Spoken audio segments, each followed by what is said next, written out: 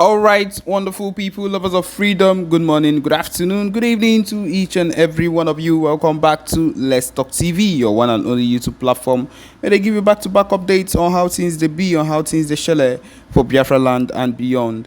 If you're joining us for the first time, remember to subscribe and turn on your notifications too. Also, remember to like and share this broadcast as it is hot. All right, the latest one where we get for here: Nigeria military currently arresting Southeast residents, detains an outrageous number of Igbos in Niger State's Wawa barracks. Of course, my people, these people would be innocent Igbo people that have done absolutely nothing wrong, and of course the zoo army are arresting them just because they are Igbos. Yes, this is coming from Barrister Ejiofor and reporting live. Okay, this is what he says. Ejiofor has said that enforced disappearance in the southeast region of Nigeria has become a harrowing crisis that politicians in the region, especially those who are currently campaigning for elections in the coming year, have continued to willfully ignore. He has lamented that hundreds of Southeast elderly parents, young men and women are allegedly regularly taken by Nigerian security forces, disappearing without a trace, noting that the relatives of the victims could no longer determine their status, whereabouts, or whether they are still alive. Maybe this is an act of looking for how they would make sure that we are not able to be able to in fact get more soldiers or get more people that would support the cause of the Biafra freedom. I feel like this is what they are doing, and of course who people are doing this same thing: the zoo terrorists, the same people that we talk about, and you people think that it's a joke. Now someone else, Ejiofor, is making it known to you. He said, Ejiofor said in a recent publication, he said, I raised the alarm over the shocking number of our people being abducted daily by state actors under the guise of combating rising insecurity in the southeast. Hundreds of our elderly parents, brothers and sisters are regularly taken by Nigerian security forces, disappearing without a trace. Our concern deepens with the increasing number of distress calls we receive daily from the families of some of these victims of enforced disappearance. It is especially troubling that the relatives of these victims can no longer determine their status, whereabouts, or even whether they are still alive. The reason for their arrest remains unknown, further compounding the agony for their families. Unfortunately, this alarming trend has not been met with the deserving public outcry and condemnation, particularly from those who claim to represent us in high political offices.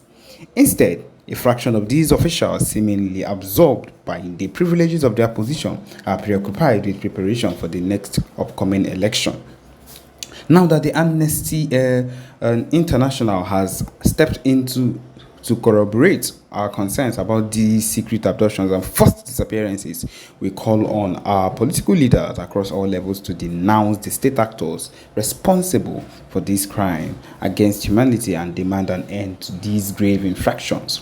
We have also suggested in our various discussions that security agents have the capacity to identify their targets and apprehend the actual threats, yet they continue to target ostensibly innocent and harmless citizens. My people, we know how far in their own side, I'm talking about with this same set of people in their own land, how insecurity is being fueled on their own end. But no, that is not what they are focused on. They are focused on the Igbos, the Biafrans that are finding a way to be united, to go for the cause which would actually affect their life positively. And that is why they've decided to do what they're doing at the moment. Yes.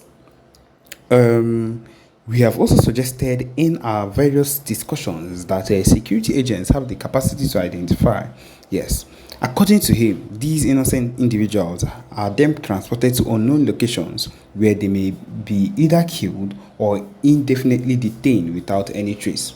While our military barracks in Niger State, for instance, is currently holding an outrageous high number of innocent Igbos who have been detained indefinitely with no hope of freedom in sight.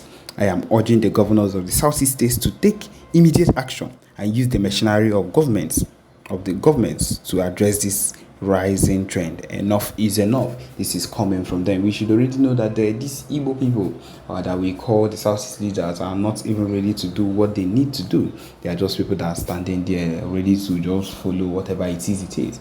I believe the people that would actually put work into this would be the Biafran Liberation Army that would actually do what they need to do, the needful that needs to be done on this case. And so that is what it is, my people. The next thing you'll be hearing will be a PM talk, and I believe that it will benefit every Brgie, the Biafran Republic government in exile. Anything we concern the PM, Prime Minister Simon Ekpa Njoko, anything we concern the movement referendum, will they happen at the moment?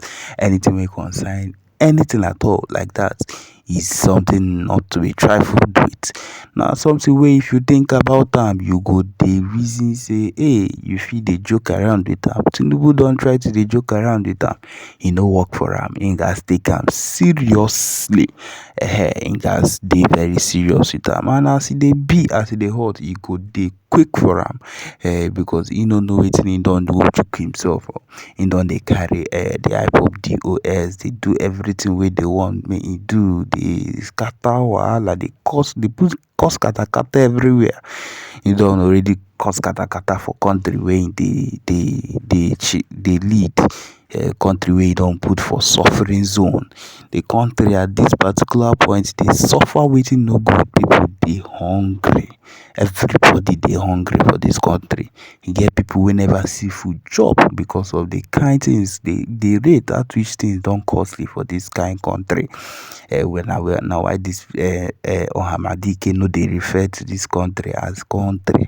Now that zoo they call am because see e no get any reasonable country where anything will happen even before the election and findings will be happen before the election, after the election, in the court investigation, everything from head to toe. We go still leave this kind president, this kind human being as president. They do and finish leave him. I blame also the judges. The judges wey been dey there talk say everything where these people bring up we talk about all the evidence, tell them say all this evidence is nothing. They talk about 5% or 10% wey dey their constitution for Abuja cancel out every single thing. Say no dey necessary. See the constitution no dey visible, that the constitution it does not.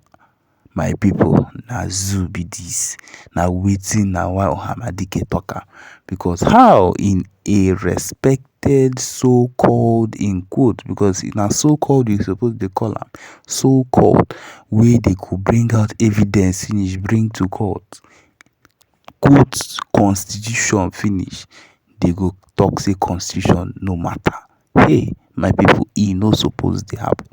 Na me we just dey carry am for mind. We see all these things happen before this particular situation where we come dey find ourselves for, where una come dey find yourself for. And on top of that, his own people come dey do protest, don dey shout, northern leaders dey para. They say which kind thing be this? Come run out, no dey back am again.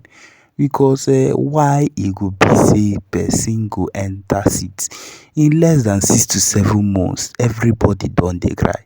In the next 4 years, in the next 7 years, which we know say this man must still win again. E mean say that country where they lead, that those people don't enter wahala, those people don't enter one chance. And so you go just dey carry am for mind, be say these people where dey this country don't go. They suffer where they go suffer. No be here.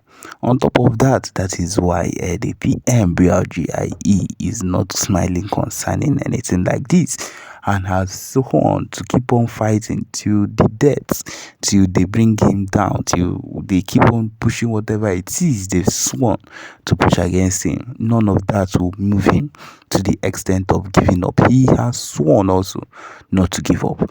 And so if this particular Jagaban has also sworn and said, no, we are not going to also give you the chance, then I ain't getting honey cake. So he did talk. we will see who gets tired at the end and who would at the end succumb to the other person, because succumbing must happen. Because of course ndị Igbo are not ones to wake up and say we are tired, or we know they do again.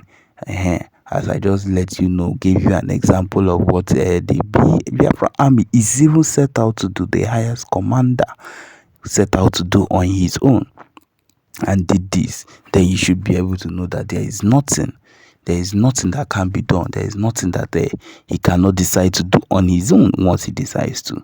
So my people, this is it. This is where we come to the end of this particular broadcast. Thank you for joining us. Remember to subscribe and turn on your notifications too. Thank you.